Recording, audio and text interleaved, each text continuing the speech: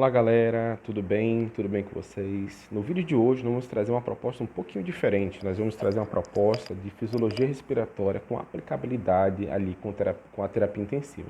Quem está aqui no canal desde o começo já tem ali uma ideia de como a gente começou com o canal. A gente começou com algumas propostas de fisiologia respiratória que basicamente era para salvar minhas aulas da graduação durante a pandemia.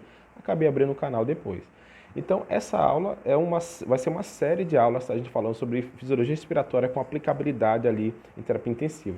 Principalmente por quê? Porque o assunto de terapia intensiva, ventilação mecânica, eles vão continuar, mas às vezes tem alguns conceitos que você fica na dúvida. Será que eu não entendi isso, não entendi aquilo, por que é dessa forma? Então, eu tenho certeza, se você já pegou aquele livro do West ali, de fisiologia respiratória, teve dificuldade de entender, eu vou tentar desmistificar para você nessas aulas que vão aparecer aqui no canal.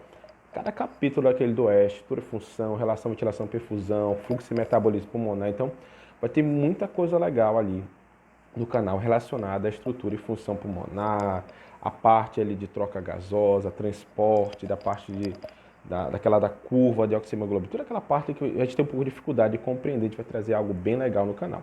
E a primeira aula dessa série é a aula de estrutura e função pulmonar. Então vamos lá.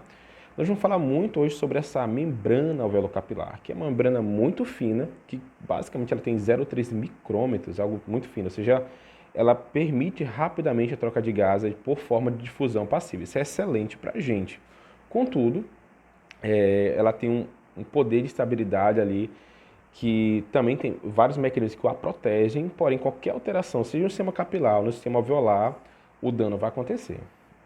Outra coisa interessante que precisa conhecer é que de um lado a gente tem a via aérea, do outro lado os vasos, ou seja, tudo que acontece antes na via aérea pode alterar ou pode modificar a membrana alveolar ou até mesmo a membrana capilar. Lembrando que estamos falando basicamente ali do epitélio alveolar e do endotélio capilar. Toda aula de fisiologia respiratória deixa algumas perguntas para te responder no final. A primeira coisa é, quais os mecanismos de defesa no sistema pulmonar para inalação de partículas? Ou seja, entrou uma partícula nociva, algo que o sistema respiratório não quer. O que ele faz para se proteger? E quais são os mecanismos de estabilidade alveolar? A gente vai falar que tem quase 500 milhões de alvéolos. Se colocar numa área, assim, numa sala, ficaria de 50 a 100 metros quadrados. Então é extenso, você imagina o seu pulmão ali, com os alvéolos tudo espalhado, uma área extensa, com uma espessura ali de membrana alveolar de 0,3 micrômetros. Que sistema consegue ser estável? Você se perguntou isso daí? Como é que consegue ter estabilidade numa coisa que é extensa e tão fina? Vamos falar isso hoje também. Então, o que é essa membrana alveolo-capilar? É a unidade de troca. Ele pergunta o que é a unidade funcional de troca do pulmão. É através dela que o gás, o oxigênio, está rico ali na atmosfera, consegue atravessar toda a tua via aérea, chega na zona respiratória, entra na membrana alveolo-capilar e faz a troca. Assim como o excreta com o gás carbônico, que é mecanismo de final ali, de reações metabólicas e orgânicas, consegue sair também pela membrana através ali do endotélio capilar, epitélio alveolar e via aérea de condução. Então, membrana alveolo-capilar é zona funcional pulmonar. Primeira coisa que precisamos compreender, que isso aqui é importante para conceitos de ventilação mecânica, é sobre basicamente as vias aéreas, como funcionam as gerações brônquicas. São tubos ramificados, pequenos, estreitos, curtos e numerosos. Eles têm essa divisão basicamente. Traqueia, bronco principal direito e esquerdo, bronco lobar, segmentar, bronquilo terminal e ductos condutores. Até aí, gente, não tem alvéolo. Essa zona é chamada de zona condutora. E todo o gás que está nela é chamado de espaço morto anatômico. O que é espaço morto anatômico, Mário? Esse conceito refere ao gás que está dentro da zona de condução que não participa de troca gasosa. Lembra que não tem alvéolo? Então não faz troca gasosa. Essa quantidade de ar, ela interfere no volume efetivo, no volume alveolar. Vamos dizer que você inspira com 500 ml ali de volume corrente. Se 150 ml está no espaço morto, só 350 de forma efetiva estará na zona alveolar. Dessa forma, então, vamos dizer que entrou 5 litros, você está respirando 10 vezes por minuto. Você tem um volume então de 5 litros por minuto, total. Porém, se 150 ficou no espaço morto, só 350 entrou na zona alveolar. Então, só 3,5 litros por minuto estarão na zona alveolar. Isso é importantíssimo para entender, por exemplo, em condições como STRA, onde o paciente está, às vezes, com a hipercapnia não gerenciada e, às vezes, precisa estar com volume corrente muito baixo e não tem controle ali da PaCO2. Isso aqui é importante também. Outra coisa, não confunda com o espaço morto fisiológico, tá bom? O espaço morto fisiológico nada mais é que zonas ventiladas, porém não perfundidas. Exemplo, tem um alvéolo aberto e um êmbolo, alguma coisa entupindo ali um capilar. Dessa forma, aquele capilar não perfunde aquele alvéolo, então tem ventilação e não tem perfusão. O nome disso é espaço morto fisiológico. Isso existe no corpo, porém algumas doenças exacerba. Exemplo, SRA, muito comum, no Covid a gente viu isso agora. Paciente com TEP também isso ocorre, espaço morto fisiológico. Então não confunda espaço morto anatômico de zona condutora com espaço morto fisiológico que acontece ali e agrava em certas doenças. Outra coisa interessante que é muito tem basicamente momento ali de gerar confusão em ventilação mecânica. Onde começa o espaço morto instrumental? Na traqueia, no ramo nada a ver, gente. Não tem no espaço morto instrumental, não é traqueia. O espaço morto instrumental começa a partir da peça Y. É a peça Y, é o filtro trocador de calor e umidade, é o conector ali de semafreação fechada de 15 milímetros, é o capnógrafo, é tudo que está ali, é o tubo, entendeu?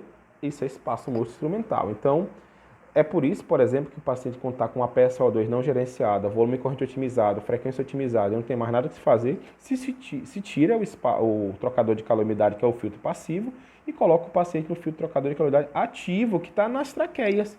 E você já percebeu isso daí? Porque traqueia não é espaço morto instrumental. Beleza? Então não faça confusão com isso. Algo interessante, eu gostei muito dessa imagem, principalmente no roncalho, eu estou colocando aqui. Ó. Olha que interessante. Por exemplo, um filtro trocador de calor pode gerenciar de 40 até 55 ml de volume aprisionado ou de gerar espaço morto instrumental. Um tubo de 18 ml, uma traqueostomia de 6 a 8 ml. Aquele conector do sistema de respiração fechado de 9 ml, uma traqueia de 20 a quase 28 ml. Então, tudo isso você pode tentar reduzir ou retirar para tentar melhorar o paciente, por exemplo, com uma hipercapnia não gerenciada, tentando reduzir o espaço morto instrumental para tentar melhorar o volume efetivo alveolar. A intenção é essa, aumentar o volume efetivo alveolar e não se perder no espaço morto anatômico, no espaço morto, no caso, melhorar o espaço morto instrumental. Vamos lá, vamos dar continuidade. Falamos da zona de condução, que acaba ali por volta de bronquilo terminal, e a partir de bronquilo respiratório, que alguns deles já têm alvéolo, é considerado zona respiratória. Então, bronquilo respiratório, ducto alveolar e alvéolo. A partir do bronquilo respiratório também chama essa zona de zona acinar. Essa zona, então, aqui descrita acima, a zona chamada zona respiratória, ela ocupa geralmente 2,5 litros a 3 litros de ar. É importante conhecer a diferença ali dessas duas zonas, tá bom? Por quê? Porque a gente vai falar ali um pouquinho ali de pico, platô. Então, gente, dando continuidade aqui, nós temos de estabilidade alveolar, nós temos ali o surfactante, ali que basicamente diminui a tensão superficial. Nós temos ali o nitrogênio ali que permite, então, estabilidade alveolar e ele é retirado quando o oxigênio está em excesso por atelectasia de absorção. E o principal mecanismo, vamos falar aqui à frente, aqui, ó, o equilíbrio alveolar depende ali, basicamente, da relação entre recolhimento de pulmão e caixa torácica. Um está puxando para o lado, outro está puxando para o outro. Então, na expiração, o que acontece? O pulmão vai recolher nesse sentido, a caixa nesse outro sentido. Nessa condição, então, de recolhimento de caixa para um lado, pulmão para o outro, o pulmão fica aberto no final da expiração. Mas Marta me falou agora que a CRF tem 3 litros. Gente, 3 litros para 500 milhões de alvéolos. Faz o cálculo aí, bota aí, 3 litros. Começa a dar 3 litros para 500 milhões de pessoas. O que acontece? Cada um fica com um valor mínimo, gente. Então, tem pouco volume no final da expiração nos alvéolos, em cada alvéolo. Então, não é essa pressão expiratória, essa pipa, que ajuda o paciente a ficar com o pulmão aberto no final da expiração. Nada a ver.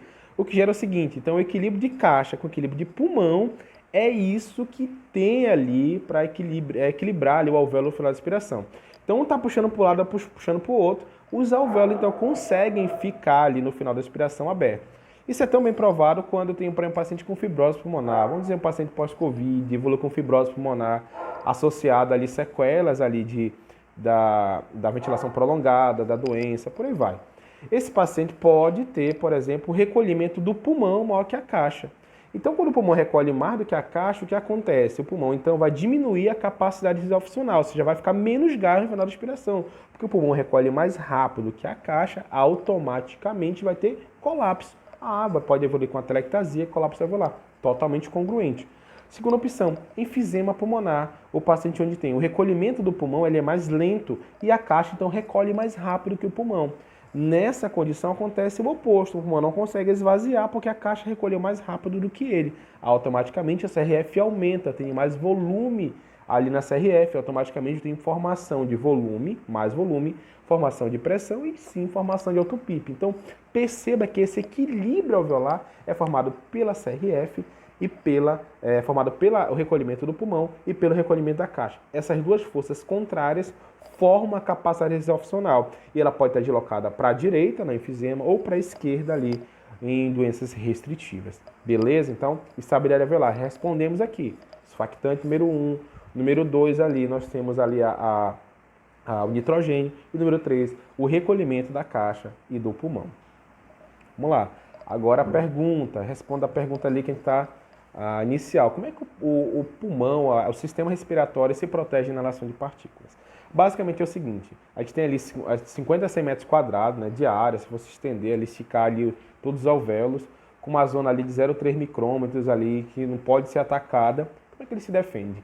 Gente, primeira coisa, nariz, é o primeiro ponto ali, a primeira zona de defesa, zona de combate ali, por uma inalação de partículas. Conseguiu inalar uma partícula maior, ele vai tentar expulsar pela tosse, alguma coisa por aí vai, um espirro, aí qualquer coisa que possa eliminar naquela zona.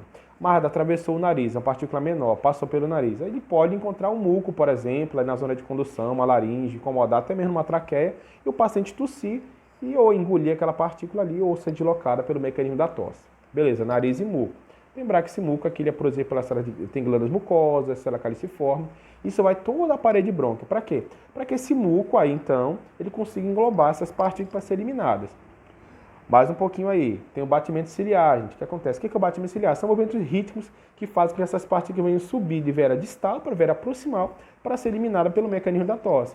Mário ultrapassou tudo isso daí. O que acontece? Ultrapassou todas essas zonas aí, é possível ali alcançar nas zonas de defesa, como leucócitos e macrófagos, que são as células de defesa, podem fazer ali englobar ou atacar essa partícula. Beleza? Então nós temos nariz, nós temos ali o muco, basicamente, o movimento ciliar, caso não dê certo, chega na membrana alveolo-capilar, vai ter uma resposta inflamatória infecciosa frente àquela partícula ali, que basicamente leucócitos e macrófagos vão atacar com o mecanismo de defesa, tá bom?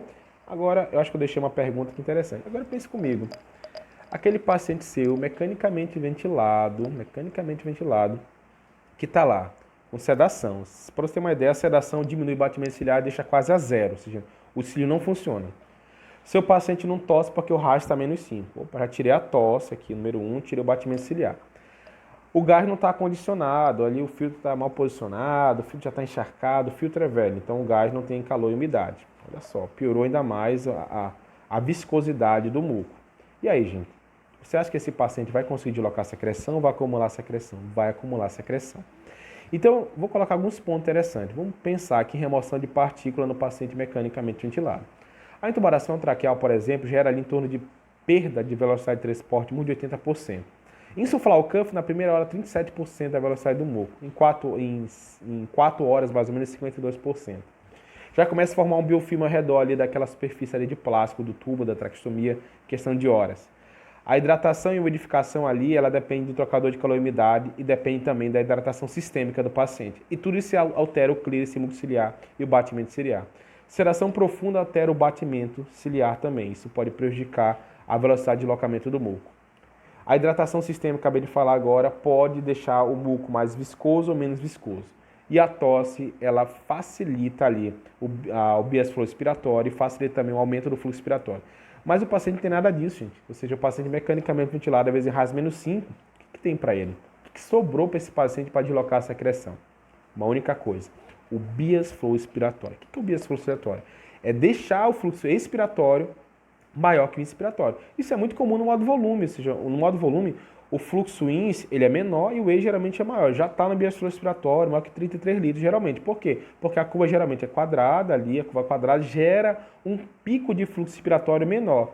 Mas eu só ventilo em PCV, adoro PCV. Gente, então pense diferente. O modo PCV ele é totalmente oposto ao bias flow expiratório. Se você não mexer no rise time, na rampa, no tempo ins, por aí vai. O que acontece? Se você não ajustar esses itens, geralmente no modo P, o pico de fluxo ins é alto e o ACE também é alto. Eles são quase idênticos, ou seja, não favorece o bias flow expiratório, onde eu quero que o ACE seja maior que o INS.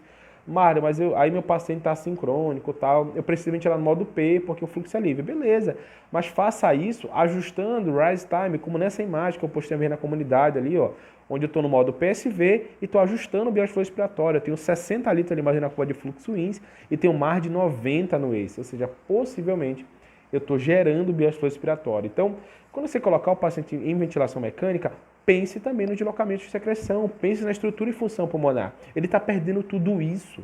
Então, ele precisa estar dentro do bias-flow respiratório. Isso é mais um motivo para pacientes mecanicamente ventilados, passivos, onde o modo VCV tem um ponto superior acima do modo PCV. Aqui um pouquinho de uma imagem, falando um pouquinho daquela lei de Pozzoli, que a resistência severa vai aumentar ali, se caso o paciente tenha redução do raio, falando aqui de remoção de secreção, novamente. E estamos respondendo algumas perguntas, respondendo mais duas iniciais, vou fazer algumas outras aqui. O muco se mistura com soro fisiológico durante a serologia? Não, gente, não adianta estilar soro fisiológico durante a aspiração. Substituir e função pulmonar, eles são immiscíveis, ou seja, não adianta fazer essa mistura, a secreção não vai ficar mais fluida, você não vai diminuir a resistência via aérea, vai piorar o deslocamento de secreção para a via inferior, pneumonia associada à ventilação mecânica e por aí vai. Como funciona o aquecimento, edificação e barreira de partícula e paciente mecanicamente ventilado? Filtro trocador de calor e umidade, tem que colocar direitinho ali, a gente vai falar sobre isso já já. Como deve ser o fluxo respiratório em paciente mecanicamente ventilado? O ACE é maior que o INSS para favorecer o bias-flow respiratório. Como tem que estar o balanço hídrico? Evitar um balanço extremamente negativo, o balanço neutro ali é importante no paciente. O balanço positivo também é ruim, mas o balanço extremamente negativo também pode gerar secreções viscosas, isso piorar ali a viscosidade do muco, tá bom? Algo interessante, por que não deslocar, por que não colocar soro fisiológico ali no seu paciente no momento da aspiração traqueal? Não se deve colocar, por quê? Porque você vai deslocar o muco, a secreção ali, o biofilme, aquelas bactérias ali para a via inferior. Não muda a reologia, não muda em nada. Risco de pneumonia associada à ventilação mecânica. E a maioria da revisão sistemática fala contra o uso rotineiro, tá bom? Uma exceção, plug mucoso, rolha pode tentar. Não melhorou, chamar a equipe médica para troca da veia artificial. Qual o caminho, Mardo? Instalar um bom trocador de calor-umidade. O trocador de calor-umidade tem que estar funcionante.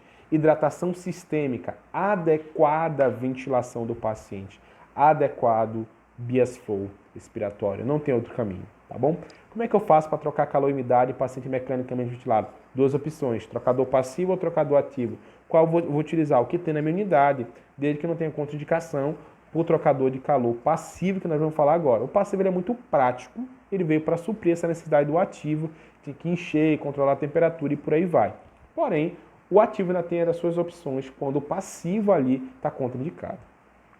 Vamos lá, Mard, como é que funciona esse trocador passivo? Eu nunca prestei atenção, eu só coloco, a supervisão fala, o coordenador fala para colocar o trocador passivo lá sempre que o paciente for entubado, traqueostomizado, mecanicamente ventilado. Mas como que ele funciona? Perceba que lungs, aqui pulmão, ó, o gás vem do pulmão, perceba que é o gás que o paciente elimina na fase expiratória, tanto o seu calor e a sua umidade vão ser guardados nesse filtro para uma próxima expiração. Vamos comigo aqui, ó. T, temperatura, RH, umidade relativa, H, umidade absoluta. Então, o gás sai do pulmão do paciente a 37 graus, com a umidade relativa ali a 100%, absoluta a 40 miligramas.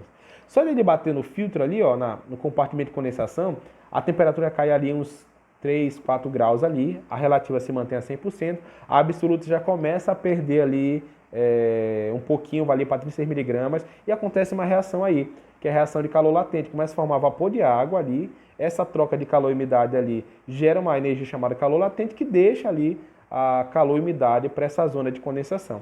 Quando atravessa a barreira ali de zona de condensação, entra no compartimento hidroscópico. Mesma coisa, percebe que a temperatura cai drasticamente para 22 graus, a umidade relativa se mantém a 100% e a umidade absoluta cai ali para 20 miligramas. E o paciente respira. Ali já vai ficar bem baixo. Na próxima inspiração, agora aqui à sua direita, perceba que a temperatura está 22 graus, o paciente está respirando um gás frio, porque veio lá do ventilador, veio do sistema de gases, um gás frio, não úmido, umidade relativa zero, absoluta zero. Só ele bater no filtro, o que acontece? Já ganha uma umidade relativa a 65% e um absoluto de 12 miligramas ali por litro. Ele passou a zona de condensação, aí o gás já aquece mais 30 graus, a relativa chega a 95%, a absoluta a 28%. Ele fica no filtro, ele é devolvido ali ao pulmão a uma temperatura de 37 graus. Olha que interessante. Então, você percebe que o trocador de calor-umidade, ele deixa a calor-umidade ali no filtro para a próxima inspiração do paciente. E eu não devo colocar o filtro nessas condições aqui, ó. Hipotermia. Como é que eu vou colocar o filtro no paciente que está hipotérmico? Não tem condição. O paciente que desloca calor e umidade, como é que ele vai deslocar? Fístula. O gás sai todo pelo dreno do paciente. Como é que eu vou colocar ali basicamente ali um filtro, se o gás não vai passar por ele, vai sair pela fístula. Volume muito elevado, 10, 12, 15 litros. O que acontece? Volume muito alto, o filtro não começa a formar gotícula de óleo, se torna insuficiente, passa tão rápido que o compartimento de condensação higroscópio não consegue guardar calor e água. E pulmões graves, como SRA, por exemplo, que a PaCO2 está muito alta, lembrar que ele gera espaço instrumental e também não é ali uma via interessante. E secreções copiosas também não, porque o paciente vai estar tossindo, geralmente impactando ali no filtro e gerando aumento de resistência de via aérea. Então essas condições não são as indicadas para usar o filtro trocador de calor-umidade passivo. Eu devo usar o que, Mardi? Você parte ali para o filtro trocador de calor e umidade ali ativo. Então você vai ali partindo para aquela caldeirinha, para aquele copinho lá, beleza? E qual a posição adequada? A posição adequada do filtro trocador de calor-umidade, gente, é a posição vertical ali, ó, perpendicular ali ao tubo. Não é deitado, não é jogado por cima do paciente, tá bom? Mardi, se conhecer, precisa. Esse é o correto, tá, gente? O correto é, ó, o filtro adequado é aquele que tem vapor gotículas de água nos flex tube. Aquele filtro que está seco, não úmido, não está funcionante. Ou precisa ser trocado, ou o paciente tem alguma contraindicação para aquele uso. Mas se eu não colocar um trocador de calor-umidade no paciente, o que vai acontecer? Vai acontecer isso aqui, gente, ó, famoso plug mucoso, rolha de secreção e uma troca precoce da via aérea, colocando toda a equipe numa situação de risco e o paciente também. Mardi, e como é que eu faço inaloterapia nesse paciente mecanicamente ventilado pensando em estrutura e função pulmonar? Gente, algo bem interessante também. A inaloterapia é um grande monstro na terapia intensiva, porque geralmente a maioria das unidades não tem ali um dispositivo adequado para trocar um fármaco à via inferior. Exemplo, a dose nominal da maioria desses fármacos é muito baixa ali quando o paciente está mecanicamente ventilado para uma pressão de inaloterapia. O médico prescreveu, o técnico vai, o enfermeiro, o fisioterapeuta vai fazer ali a inaloterapia do paciente. O adequado é o paciente ter um MDI, que é uma peça em T, onde vai conectar ali basicamente o fármaco para gerar os puffs. Associado a isso, é adequado ter, após isso, uma aerocâmara, como está nessa imagem aqui. Essa aerocâmara vai facilitar o quê? A partícula só vai chegar na via inferior se ela estiver muito pequena, gente. A partícula muito pequena, ela consegue alcançar. A partícula muito grande, ela fica só depositada logo após o MDI. É por isso que utilizar o sistema de aspiração fechado como porta de inaloterapia, a dose nominal é muito baixa, 3, 4% só da dose chega ali na via inferior. Por quê? Porque ela fica ali com a difusão hebroniana, a sedimentação ali, batendo ali na peça e não vai alcançar a via inferior do paciente. Então, a forma mais adequada de fazer inaloterapia é ter um MDI, dosimetrado no caso, né? E uma aerocâmara. As duas coisas facilitam ter o broncodilatador ali no paciente e ela vai se depositar nessa aerocâmara em partículas menores até ser empurrado. Qual o local do MDI, qual o local da peça? Ramo inspiratório, não é a frente da peça Y. Por quê? Se eu botar no Y, na fase E ele vai ser empurrado no sentido contrário. No ramo INS eu consigo controlar na fase expiratória. Outra coisa interessante é como eu devo ajustar meu ventilador mecânico nesse caso durante a inaloterapia. Muita gente se pergunta. Eu vou tentar gravar um vídeo futuramente ali, mas vou falar rapidamente. Volume corrente um pouquinho mais alto. Tempo expiratório longo para que o fluxo INS não se torne um fluxo turbulento, mais laminar e mais lento. Então, pico de fluxo INS mais baixo, volume alto, uma frequência mais baixa também para evitar a formação de autopipe. Beleza? Então, dessa forma, você consegue ajustar melhor o ventilador mecânico durante a inaloterapia. Preciso saber isso? Precisa para não fazer isso aqui, ó. Nebulização a jato, tudo errado, olha aqui, ó. Na frente da peça Y, totalmente equivocado, né, gente? Não vai dar certo. E não fazer isso aqui também, tá bom? Ou seja, botar uma inalação de paciente em via aérea espontânea, né? Natural, misturada com via aérea artificial também. Isso aí não deve ser realizado. Então, gente, já acabou a nossa primeira aula de estrutura e função pulmonar, uma aula mais simples, mas com aplicabilidade ali em assunto de terapia intensiva, tá bom? Qualquer dúvida deixa no comentário, não esqueça ali, essa dúvida é importante e valeu, muito obrigado, tchau, tchau.